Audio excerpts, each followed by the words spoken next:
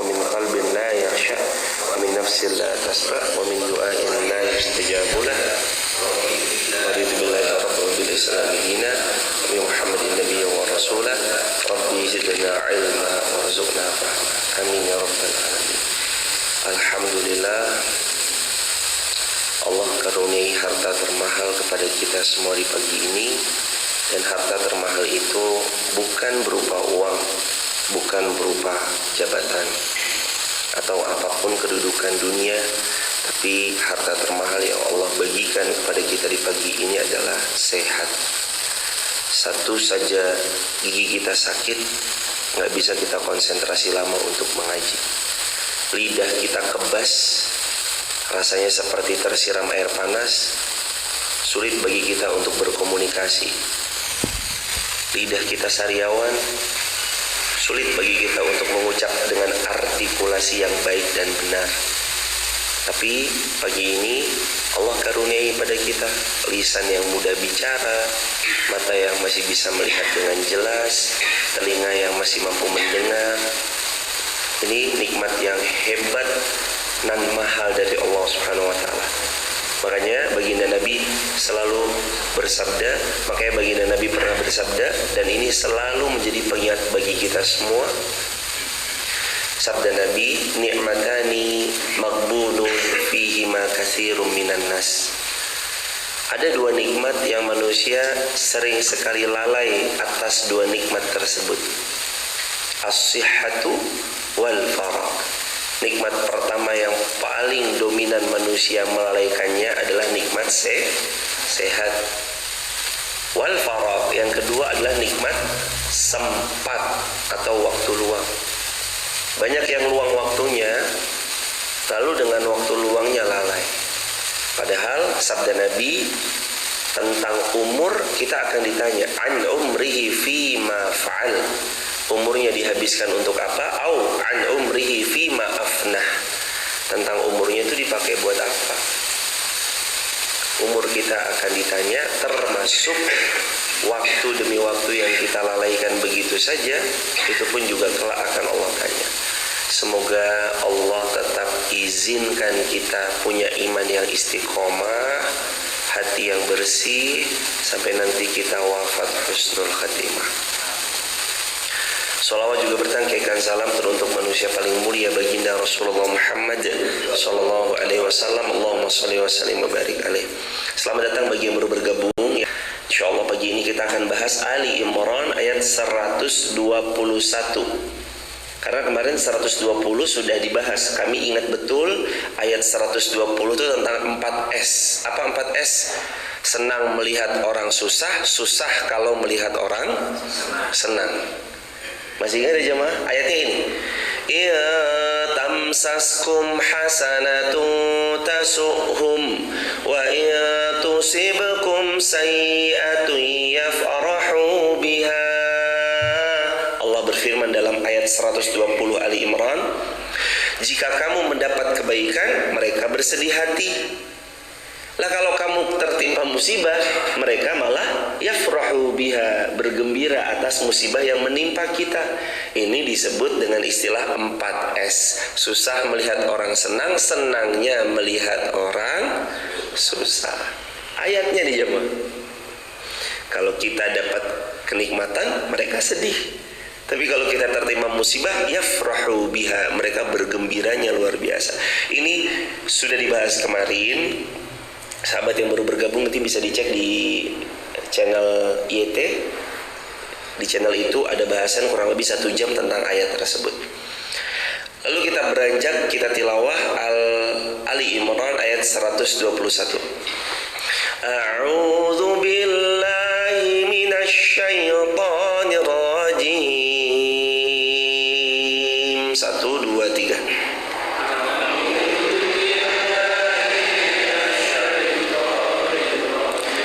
Bismillahirrahmanirrahim.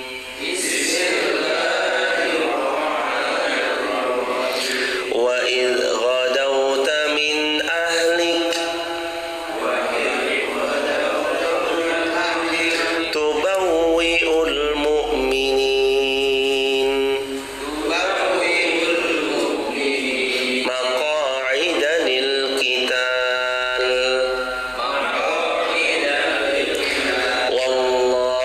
sami'un alim.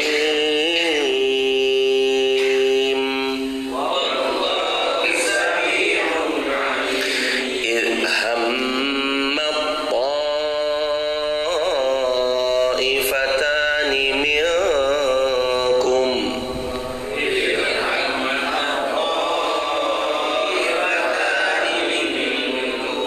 an tafshala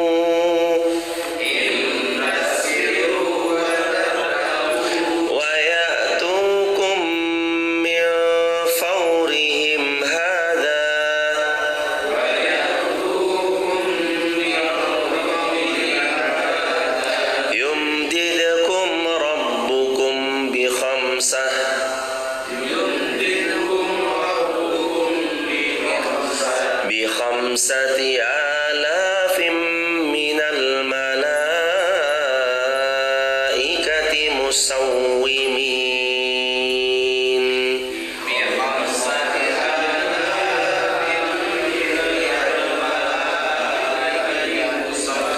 Allahumma arhamna bil Qur'an. Ali Imran ayat 121 Allah berfirman, dan ingatlah ketika kamu berangkat pada pagi hari dari rumahmu, keluargamu akan menempatkan orang-orang yang beriman pada beberapa posisi untuk berjihad di jalan Allah, dan Allah mendengar lagi maha mengetahui ketika dua golongan dari kalian ingin mundur karena rasa takut yang ada pada kalian, padahal Allah sebaik-baik penolong bagi kedua golongan tersebut. Karena itu hendaklah kepada Allah sajalah orang mukmin itu bertawakal. Sungguh Allah telah menolongmu dalam perang Badar, padahal kamu ketika itu adalah orang-orang yang lemah secara jumlah ataupun secara alat untuk berjihad. Karena itu bertakwalah kalian kepada Allah supaya kalian mensyukuri nikmat-nikmat Allah Subhanahu wa ta'ala. Jamaah yang dirahmati Allah, ayat ini seputaran perang Badar. Waktu itu terjadi pada tanggal 17 Ramadan di tahun kedua Hijriyah. Jadi posisi kaum muslimin sudah dari mana? Makkah atau Madinah? Madinah Al-Munawwarah. 17 Ramadan, lagi puasa-puasa, jihad di jalan Allah, berperang. Mereka dalam dua kondisi. Satu, pasukannya jumlahnya tidak lebih banyak daripada pasukan musuh. Yang kedua, mereka mendapati alat perang mereka tidak jauh lebih canggih, tidak jauh lebih hebat daripada alat-alat perangnya musuh. Yaumul Furqan, hari itu hari pembeda. Allah memuliakan kaum muslimin serta Allah memusnahkan musyrikin dengan kesyirikan-kesyirikannya, meskipun pasukan kaum muslimin berjumlah sedikit dibanding pasukan kaum kufar, yakni 313 orang melawan 1000 orang. Ini perang apa? Badr. Walaqad nasarakumullahu bi Badrin wa antum adillah. Pada hari Badr, nasarakumullah, Allah menolong kalian, wa antum adillah. Padahal hari itu kalian itu sangat lemah. Dua, lemah secara jumlah, lemah secara alat-alatnya. Tapi ada satu kekuatan mereka. Mereka punya sandaran yang kuat. Bersandarnya mereka hanya kepada Allah, dan satu formula yang menguatkan relung jiwa mereka, ishkariman au mut syahidan, hidup mulia atau mati syahid. Bahkan cita-cita para sahabat ketika sudah berpamitan kepada istri dan anak-anak mereka, orang tua mereka, mereka tuh berharapan Allah memilih mereka agar mereka mati syahid pada kesempatan itu. Itu cita-cita tertinggi para sahabat Nabi, ishkariman au mut syahidan. Kalau hidup pun mulia kehidupannya, wafat pun wafatnya mati dalam keadaan syahid. Yang sabda Nabi, orang mati syahid Allah izinkan dia masuk surga. Orang mati syahid dia tidak dimakamkan, dikebumikan kecuali dengan pakaian yang masih menempel, nggak dikafani, enggak. Mati syahid langsung dimakamkan. Bentuk persaksian di hari kiamat kelak tentang badan, tentang pakaian yang menempel di badan, kelak akan bersaksi di hadapan Allah Subhanahu wa taala. Dan mati syahid punya keutamaan, ia akan mudah masuk surganya Allah asalkan satu syaratnya, tidak diganjal oleh hutang. Hadirin, minta kepada Allah supaya kita mati syahid. Jamaah di rumah, pegang satu sabda Nabi riwayat Muslim ini jemaah. Sabda Nabi, man sa'alallahu ta'ala syahadah bisidq ballaghahu Allahu manazil asy-syuhada wa in mata ala firashihi. Sesiapa yang meminta kepada Allah agar dia diwafatkan mati syahid dengan jujur, sejujur-jujurnya, ballaghahu Allahu manazil asy-syuhada, Allah pastikan dia akan mendapatkan kedudukan yang benar sebagaimana kesetaraannya seperti kedudukan orang yang mati syahid, wa in mata ala firashih, walaupun dia mati di atas ranjang. Anda mungkin wafat di rumah sakit, atau mungkin Anda wafat di ranjang rumah Anda, atau mungkin Anda wafat di jalan, atau mungkin Anda wafat dalam perjalanan menuju rumah sakit, atau mungkin apapun kondisi wafatnya Anda, kalau Anda satu ketika sebelum Anda wafat pernah memohon kepada Allah, Allah, ya Allah, karuniai kami wafat syahid ya Allah. Ballaghahu Allahu manazila syuhada wa in mat ala firashih. Allah pastikan Anda akan dapatkan derajat-derajat syahid walaupun Anda mati di atas ranjang. Walaupun kita mati nggak mati syahid, tapi karena kita pernah meminta dengan jujur, Allah sampaikan jemaah kepada derajat mati syahid. Dan waktu itu kan seorang ulama pernah cerita ya jemaah, ada 3 lapis orang Palestina lapis paling belakang, depannya orang Jepang, depannya orang Indonesia.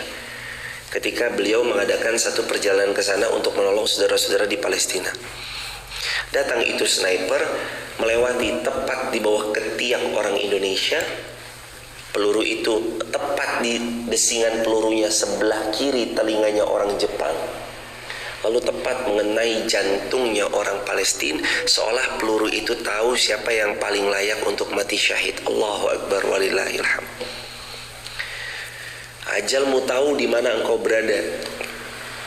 Mati itu mengejar kita dan dia paling tahu di mana kita berada, di mana kita bersembunyi, lagi apa kita, sedang apa kita, dan akan diwafatkan lagi berbuat apa kita. Itu mati paling tahu.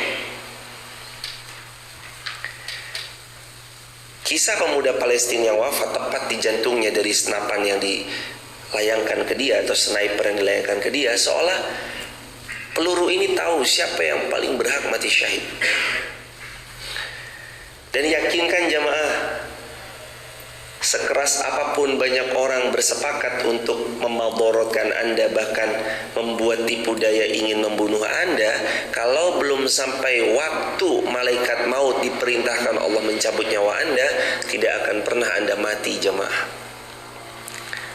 Dan sebaliknya, mau sebanyak apapun perawat, dokter, tenaga medis yang berusaha menyelamatkan Anda agar Anda tetap hidup, ketika Allah firmankan kepada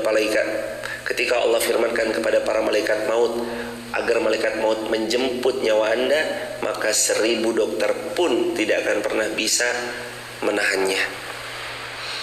Ada ayat yang paling sering kita dengar, kullu nafsin dha'iqatul maut. Nanti kita temui di Ali Imran 185. Pertemuan-pertemuan ke depan kita akan jumpa sama ayat itu. Kullu nafsin dha'iqatul maut. Kalau kamu bernyawa, pastikan bahwa kamu juga akan mati. Siapa saja yang bernyawa, dia pasti akan mencicipi yang namanya kematian. La yastakhiruna sa'ah wa la yastaqdimun. Allah berfirman juga dalam ayat, la yastakhiruna sa'ah. Mereka tidak akan pernah dapat mengakhirkan, menunda, menangguhkan saat mati datang kepada mereka, sa'atan, walaupun cuma sesaat. Gak bisa manusia bilang kepada malaikat maut, tolong sebentar deh, 2 detik aja, saya mau ngucap la ilaha illallah. Apalagi sampai bilang, tolong deh malaikat maut, 5 menit lagi deh, 10 menit lagi. Gak bisa hadirin. Dan hari itu makin hari makin dekat jemaah. Dicabutnya satu persatu nikmat yang dulu masa mudanya kita gagah menikmatinya. Allah cabut, itu pertanda, hambaku kamu sudah mau pulang, ayo siap-siap. Persendian kakimu yang kemarin lancar main bola, Allah cabut nikmatnya. Pandangan matamu yang jelas, Allah mulai pudarkan pandangannya. Telinga yang dulunya terang beneran mendengar, Allah mulaikan lemah cara dia mendengar. Lidah yang dulunya sangat bisa menikmati dan mencicipi semua varian makanan, sekarang mulai memilah dan memilih apa yang harus dimakan, apa yang tidak boleh dimakan. Itu kan udah pertanda hadirin. Tulang yang dulu kamu kuat, gagah, bisa kamu lari begitu jauhnya, sekarang sudah mulai tergopoh-gopoh, lagi melemah. Hambaku, ayo pulang, persiapkan dirimu. Hadirin jamaah yang dirahmati Allah, kita ini manusia lemah. Jangankan kita ya jamaah, Allah saja berfirman, wa antum adillah wa laqad nasarakumullahu bi badri wa antum adillah. Allah melihat para sahabat yang kala itu perang Badar saja, Allah utarakan wa antum, sedangkan kalian adillah, dalam posisi lemah. Lemah secara dua, lemah jumlah, lemah secara alat-alat. Tapi ternyata hati mereka tidak jemaah. Mukmin mungkin bisa lemah secara fisik. Kita hari ini yang sudah senja usianya, mungkin gak seprima dulu waktu kita masih muda. Kita yang muda, rambut hitam klimis, badan tegap, daya ingat sangat brilian, tenaga masih all out. Tapi kita yang senja berbeda sama kita yang masih muda. Tapi ingat hadirin, lemah fisik bukan berarti lemah juga imannya. Waktu itu sahabat lemah dalam jumlah, tapi iman mereka iman baja. Sahabat di perang Badar kalah jumlah 313 lawan 1000. Secara matematis dunia, kita akan akui jamaah, yang jumlahnya lebih sedikit biasanya cenderung lebih mudah untuk kalah daripada menang. Kalau kita ada di posisi mereka, mungkin kita tenggelam dengan paranoid. Mungkin kita tenggelam dalam paranoid kita. Aduh, kayaknya gak mungkin deh, kita ini sedikit, sana lebih banyak. Tapi bukan itu mentalitas para sahabat. Mentalitas para sahabat itu mentalitas ishkari man aumut syahidan. mental juara. Orang beriman harus punya mental ini dalam relung jiwa mereka. Orang beriman mental juara. Orang beriman pantang mundur. Orang beriman sekali layar terkembang, pantang balik kapal kita ke tepian.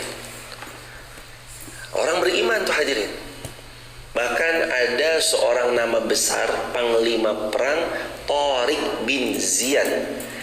Begitu kapal-kapalnya Tariq bin Ziyad mendarat di pesisir tepian pantai di sebuah wilayah yang hendak difutuhat sama Tariq bin Ziyad, Tariq balik ke belakang bilang kepada pasukan, "Wahai pasukan, bakar semua kapal-kapal, agar tidak ada pilihan bagi kita kecuali isyariman au mut syahidan."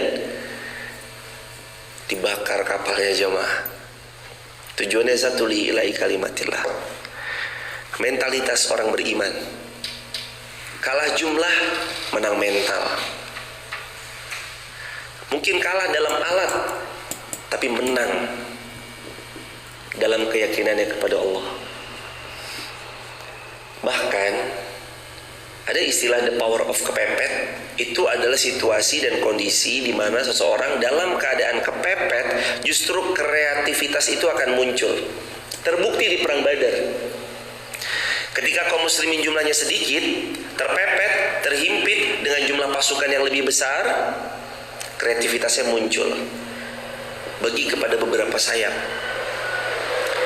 Lini sayap sebelah kanan, lini sayap sebelah tengah, lini sayap sebelah sini, lalu kemudian kepak-kepakan kuda mereka, atau larikan dengan kencang kuda-kuda kita, buat debu-debu itu menggumul penuh seolah kita pasukan yang banyak. Itu kan kreativitas jemaah. Lalu kuda-kuda mereka dijalankan sampai kaki mereka tuh terus membuat padang pasir yang pada saat itu penuh sekali dengan pasir, tanah-tanah kering, akhirnya mengepul jemaah. Yang membuat musuh itu sampai-sampai hampir gentar disebabkan karena ini jumlahnya berapa sih? Kayaknya nggak mungkin deh kalau 300 orang. Karena mereka ngelihat debu-debu yang berterbangan jemaah, tanah-tanah kering yang menaik ke atas terus begitu. Ini karena hebatnya kaum muslimin.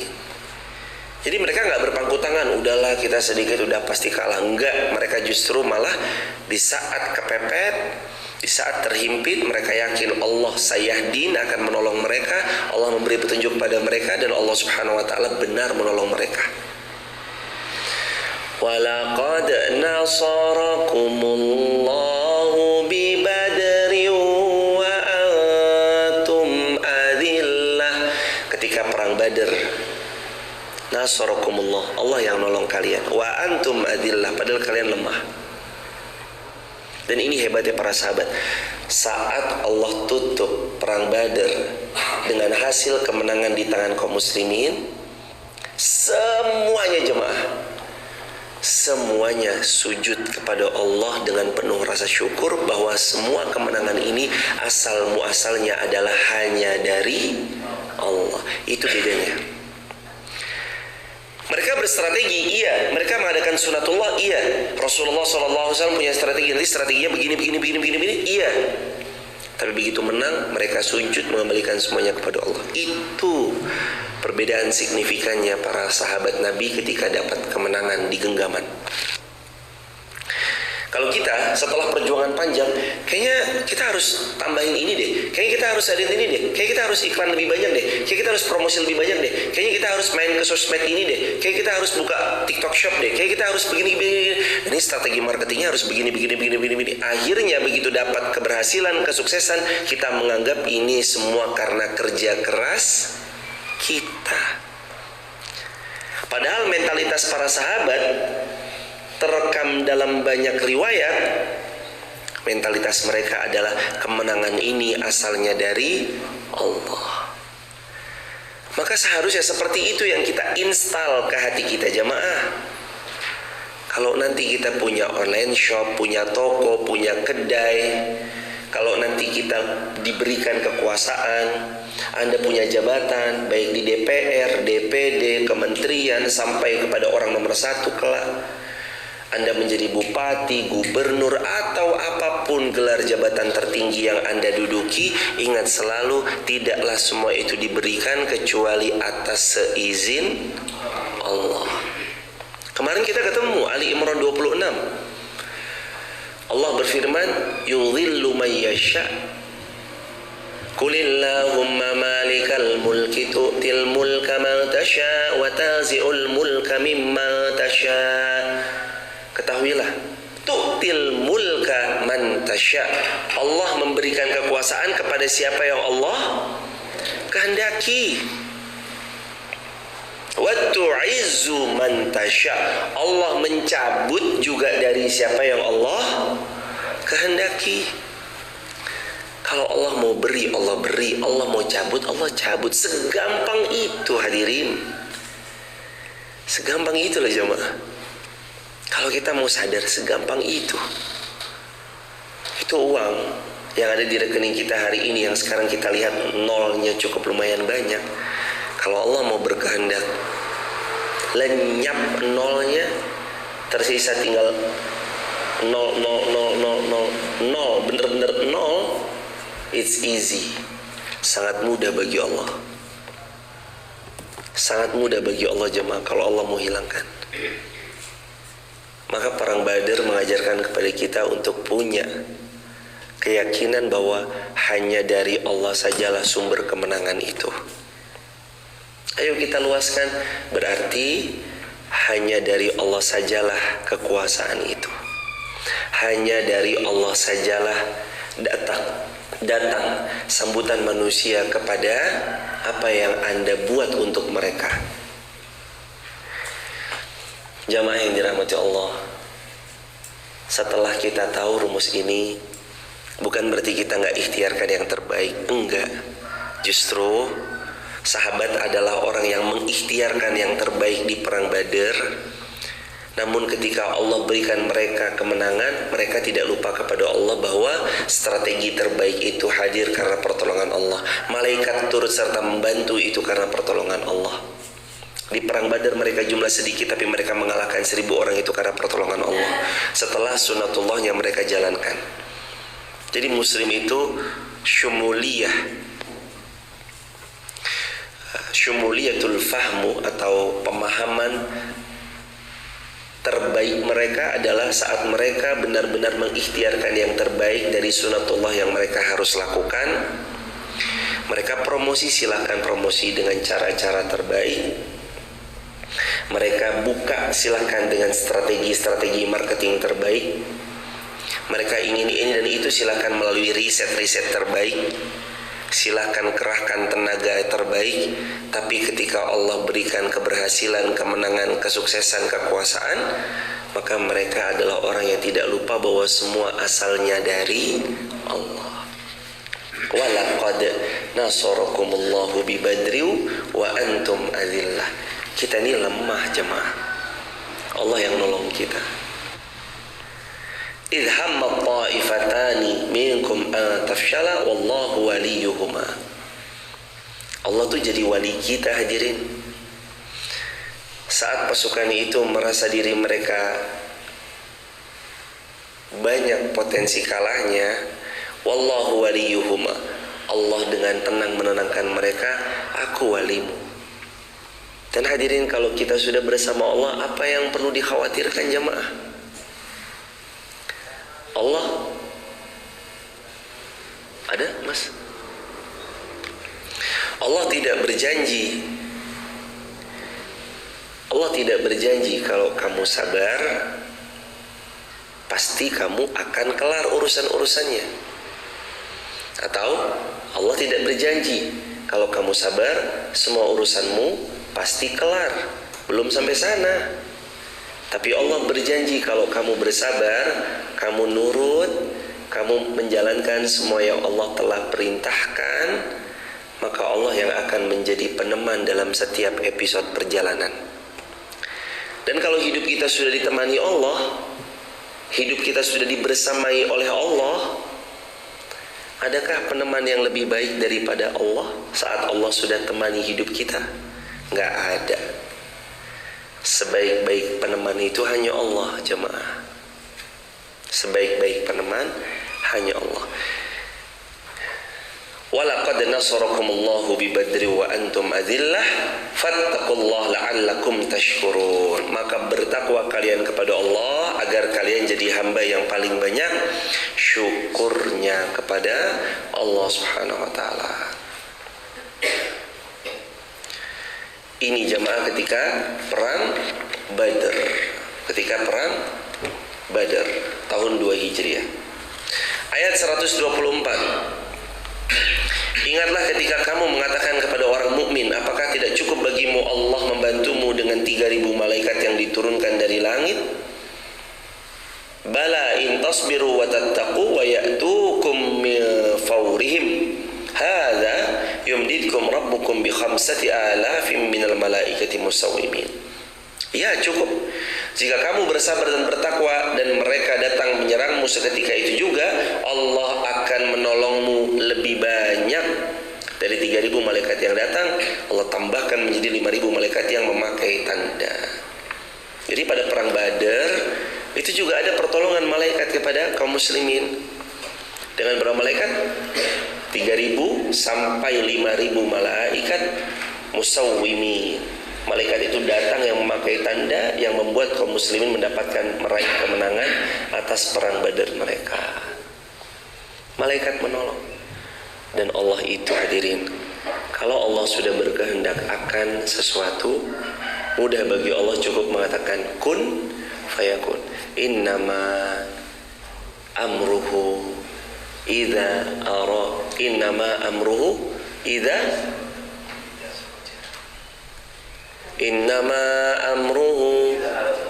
idza arada syai'an ayyaqula lahu kun fayakun. Fasubhanalladzi biyadihi malakutu kulli syai'in wa ilaihi turja'un. Innama amruhu idza arada syai'an ayyaqula lahu kun fayakun. Allah itu kalau menghendaki sesuatu, maka Allah cukup berkata kun fayakun. Jadi, maka jadilah. Hadirin jamaah yang dirahmati Allah, bantuan Allah banyak. Bantuan Allah banyak. Bisa berupa pertolongan malaikat ataupun yang lainnya. Pendapat ulama yang pertama, ini pendapatnya Hasan Al-Basri, Amir bin Sya'bi, Ar-Ra'bi bin Anas, dan pendapat ulama yang lainnya. Ingatlah ketika kamu mengatakan kepada orang mukmin, ini berkaitan dengan firman-Nya, Allah Subhanahu wa taala menolong pada perang Badar, yakni 3.000 malaikat Allah datangkan sebagai penolong bagi kaum muslimin pada perang Badar. Ini pendapatnya siapa? Al-Imam Hasan Al-Basri. 3.000 malaikat. Ar-Rabi bin Anas mengatakan Allah menurunkan bantuannya lagi 3.000 malaikat, lalu ditambah 1.000, hingga menjadi 5.000 malaikat. Ini pendapatnya Ar-Rabi bin Anas. Kalau pendapatnya Imam Hasan Al-Basri rahimahullah, beliau berpendapat 3.000 malaikat. Tapi kalau Ar-Rabi bin Anas beliau mengatakan 3.000 ditambah 1.000 lagi, tambah 1.000 lagi, jadi 5.000 malaikat. Sebagaimana dalam ayat Allah berfirman, A'udzubillahi minasyaitonirrajim, Quran surah Al-Anfal ayat yang ke-9, Allah memberikan kepada mereka 1.000 malaikat yang datang berturut-turut. 3.000 tambah 1.000 tambah 1.000, ini berdasarkan pendapatnya Ar-Rabi bin Anas. Ini tentang perbedaan pendapatnya, jumlahnya ya jemaah disebutkan dalam tafsir, ada yang mengatakan 3.000, ada yang mengatakan 5.000. Lalu dilanjutkan di ayat berikutnya hadirin, di mana Allah Subhanahu wa taala juga berfirman di ayat 126. Dan Allah tidak menjadikan pemberian bala bantuan itu melainkan sebagai kabar gembira bagi kemenangan-kemenangan kaum muslimin, agar tentram hati mereka. Kemenangan itu hanyalah datang dari Allah yang maha perkasa lagi maha bijaksana. Kalau kita hari ini dilanda dengan masalah, yang seperti kejadian perang Badar. Kalkulasi manusia ini kita fix kalah. Kalkulasi manusianya secara rasio matematis kita nggak mungkin melampaui dengan yang semestinya. Namun jamaah perlu tahu bahwa Ali Imran 126 Allah berfirman, kalau kamu yakin kepada Allah, Allah tentramkan dan tenangkan hatimu agar hatimu menjadi tentram karena Allah datangkan pertolongan padamu, dan nanti kamu meraih kemenangan yang kemenangan itu hanya dari Allah yang maha perkasa lagi maha bijaksana. Jadi setidak mungkin apapun menurut pandangan manusia di hari ini. Dan ini berlaku untuk semua hal, semua kasus yang hari ini kita sedang alami. Saat manusia sudah benar-benar bilang, Mas, mohon maaf ya, kayaknya gak mungkin kalau jenengan. Mbak, mohon maaf ya, kayaknya mustahil bagi jenengan. Adek, mohon maaf ya, kayaknya terlalu tinggi mimpi adek itu. Saat manusia sudah benar-benar mengatakan Anda tidak mampu, Anda tidak sanggup, tidak mungkin dan mustahil bagi Anda untuk bisa mewujudkan mimpi-mimpi Anda, di detik yang sama Allah sedang upaya, di detik yang sama Allah ingin memberitahu kepada hambanya, wahai hambaku, tidak perlu dengarkan mereka. Selama yang kau niatkan baik, yang kau harap itu baik, aku Allah yang akan mewujudkan semua kebaikan-kebaikan yang telah kamu rencanakan. Yakin jemaah? Saat manusia sudah tidak bisa lagi menolong kita, saat manusia meragukan semua impian-impian dan harapan-harapan besar kita, detik itu Allah ingin meyakinkan bahwa hanya aku Allah yang yakin semuanya akan terwujud, tentu atas seizinku, kata Allah. Seizin Allah, pertolongan Allah. Saat manusia berlepas tangan, Allah justru akan menyambut dengan sambutan terbaik untuk kita. Maka jangan ragu. Jamaah, setiap kita punya rencana-rencana yang sering dikecilkan orang. Kamu tuh siapa sih? Emang punya uang? Kamu tuh siapa sih? Emang punya jabatan? Banyak manusia mengkerdilkan cita-cita Anda, harapan-harapan Anda, atau impian-impian baik yang kita rencanakan. Tenang, Allah tidak. Allah satu-satunya zat yang tidak pernah mengkerdilkan atau mengecilkan setiap harapan baik yang seorang hamba punya. Allah selalu meninggikan setinggi-tingginya bagi hamba yang beriman, sebagaimana dalam ayat Al-Quran surah Al-Mujadalah ayat yang ke-11, yarfa'illahu ladina amanu. Kalau kamu beriman dengan sebenar-benarnya keimanan, kami Allah yang akan meninggikan setinggi-tingginya derajat kalian. Makanya ayat 126 Ali Imran Allah berfirman, kalau kamu benar yakinnya, Allah datangkan kabar gembira padamu agar hatimu menjadi tentram karenanya, dan Allah berikan kemenangan padamu, dan kemenangan itu hanya dari Allah yang maha perkasa lagi maha bijaksana. Yakin jemaah, Allah yang memenangkan. Mustahil rasio manusia, tapi tidak mustahil bagi Allah. Tidak mungkin menurut manusia, tapi mungkin bagi Allah, dan sangat mungkin. Tidak ada yang tidak mungkin bagi Allah. Allah tenangkan hatimu, hatimu menjadi tentram karenanya. Allah bagi kemenangan padamu, dan kemenangan itu asalnya dari Allah yang maha perkasa lagi maha bijaksana. Ayat 127, Allah menolongmu dalam perang Badar dengan membinasakan segolongan orang-orang kafir, dan untuk menjadikan mereka terhina, lalu mereka kembali dengan tidak memperoleh apa-apa, menang perang Badar. Terhina orang-orang kufar. Orang-orang kufar terhina. Tidak ada sedikit pun campur tangan kalian dalam urusan ini atau itu. Allah subhanahu wa ta'ala menerima taubat mereka bagi yang mau bertobat, dan Allah mengazab mereka atas apa yang mereka lakukan dari kekufurannya, karena sesungguhnya mereka itulah orang-orang yang zalim. Kalau mereka insyaf, taubat, masuk Islam, Allah terima. Tapi kalau mereka malah kufur, justru Allah azab dengan sepedih-pedihnya. Ayat 129, dan kepunyaan Allah sajalah apa yang ada di langit dan apa yang ada di bumi. Allah mengampuni siapa yang Allah kehendaki, dan Allah menyiksa siapa yang Allah kehendaki. Allah maha pengampun lagi maha penyayang. Ali Imran 129, yaghfiru liman yasha wa yu'adzibu man yasha. Allah itu mengampuni semua dosa asal seorang hamba jujur benar-benar taubat dengan taubatan nasuha. Allah itu memaafkan setiap kesalahan agar hamba benar-benar yakin bahwa tidak ada yang sia-sia dari setiap pertaubatan. Dan Allah itu jamaah adalah zat yang tidak pernah menyia-nyiakan hamba yang berdoa kepadanya.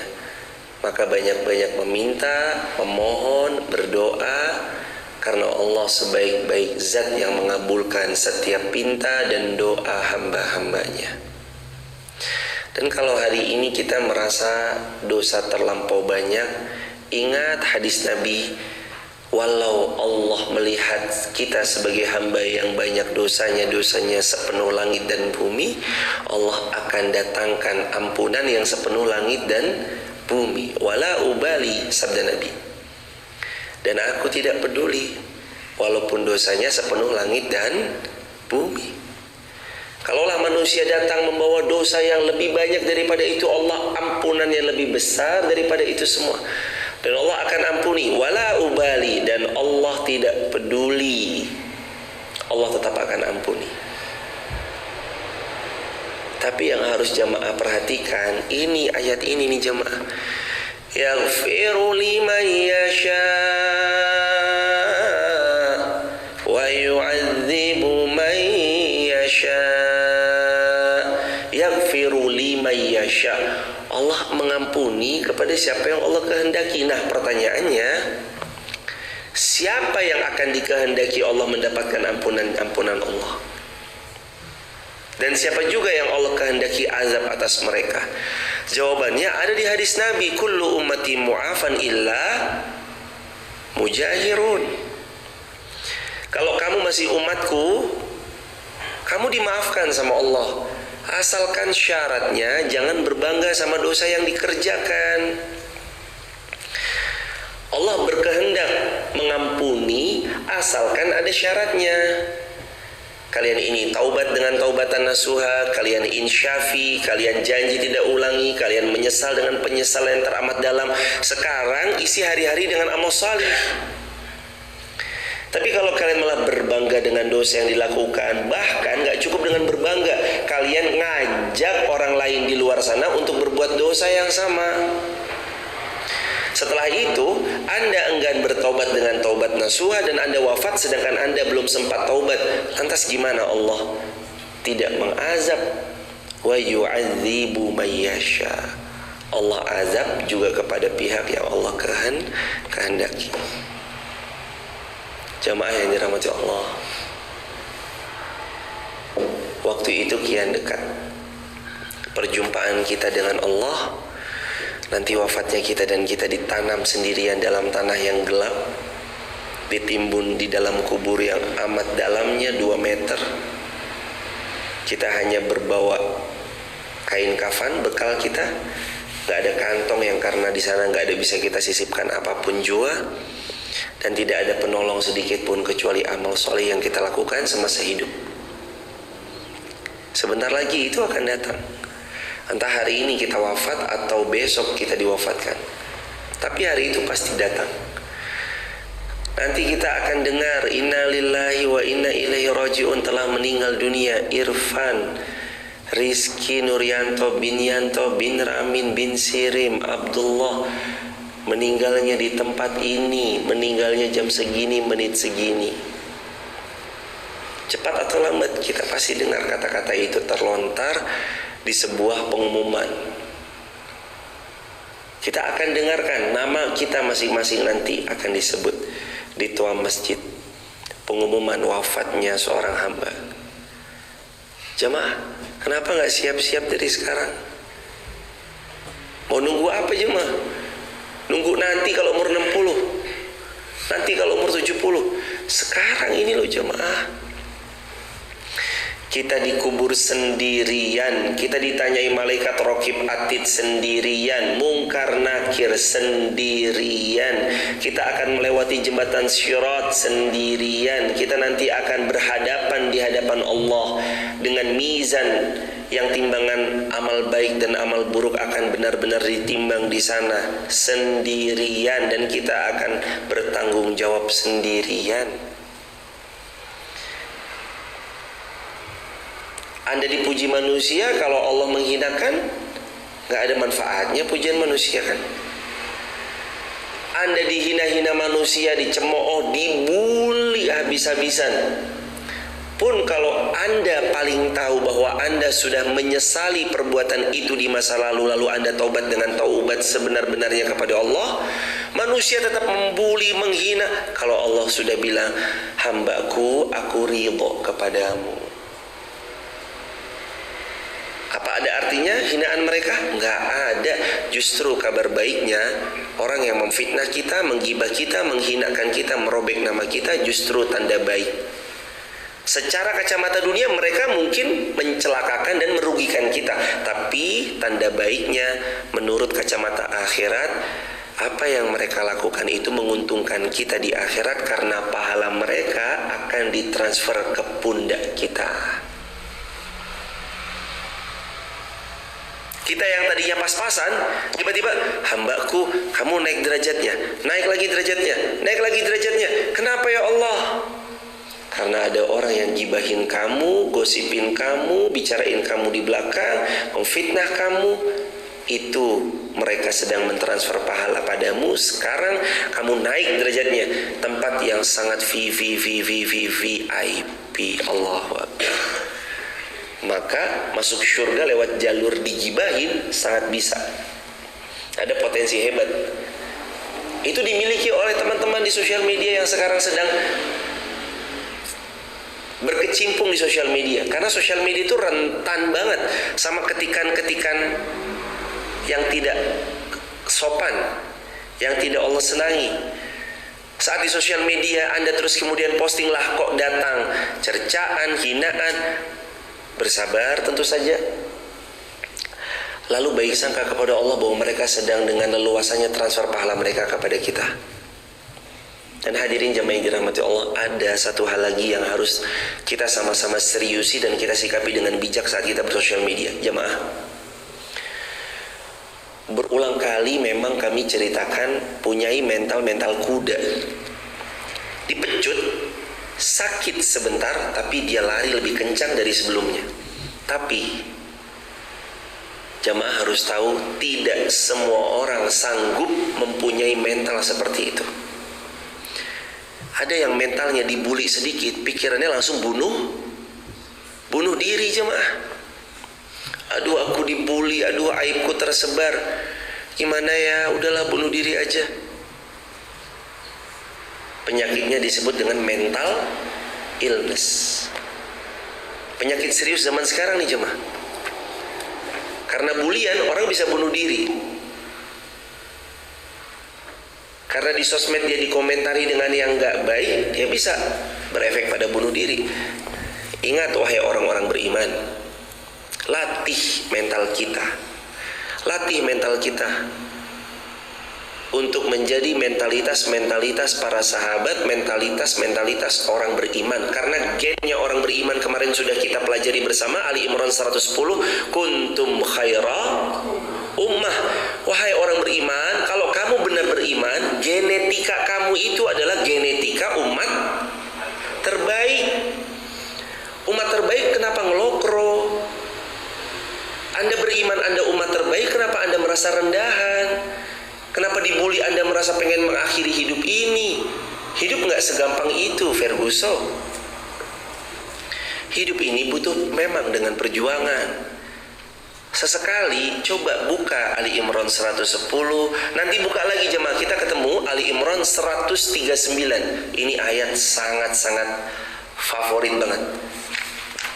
Ali Imran ayat 139. Coba dengarkan ini teman-teman yang lagi diuji dengan masalah apapun. Wala tahinu wala tahzanu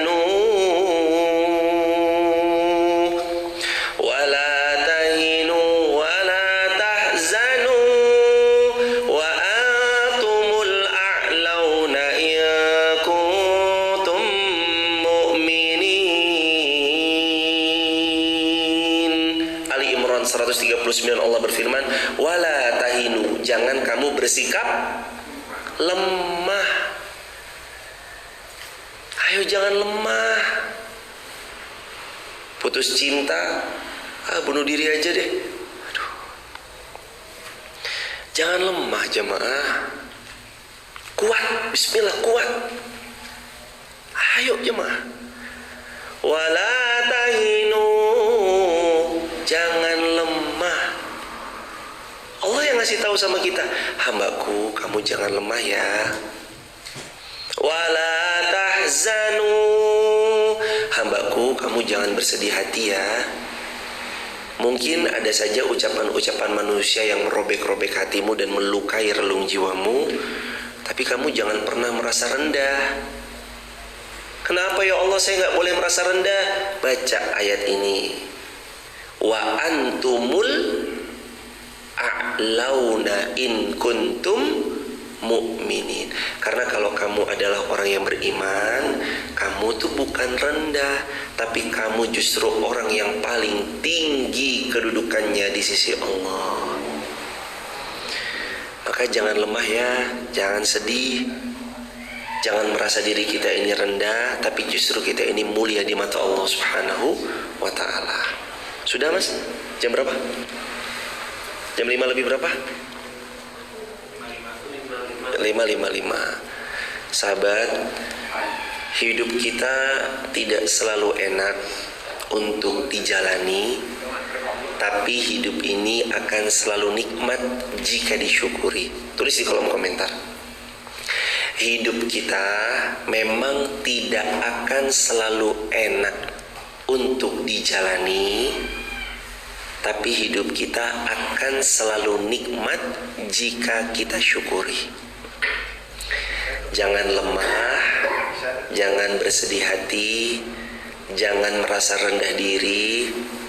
Padahal engkau adalah orang yang paling mulia kedudukannya di sisi Allah jika kamu beriman. Masalah akan selalu datang, tapi ingat, saat masalah ini datang, ia satu saat juga akan pergi. Manusia tahun ini mencaci maki, tapi boleh jadi tahun depan mereka menghargai kita dengan perubahan yang kita lakukan. Belajar berdamai bahwa dulu kita pernah punya salah, dulu kita pernah punya keliru, dan Allah kasih kabar gembira untuk kita yang banyak dosa. Firman Allah Al-Baqarah 222, innallaha yuhibbut tawabina wa yuhibbul mutatahhirin. Allah itu sangat mencintai orang yang mau bertaubat, dan Allah mencintai orang yang mau membersihkan dirinya, belajar jadi hamba yang lebih baik, lalu dia evaluasi dari kesalahan yang dulu pernah dia lakukan. Barakallahu fikum jamaah, semoga bermanfaat buat yang berbicara dan buat kita semua. Jazakumullah khairan katsir. Kita akhiri dengan hamdalah, alhamdulillahirabbil alamin. Subhanakallahumma bihamdika, asyhadu an la ilaha illa anta, astaghfiruka wa atubu ilaik. Rabbana atina fid dunya hasanah wa fil akhirati hasanah wa qina adzabannar. Alhamdulillahirabbil alamin. Barakallah. Hanya Allah sebaik-baik pemberi balasan. Semoga bersaudara kita sampai syurga. Assalamualaikum warahmatullahi wabarakatuh.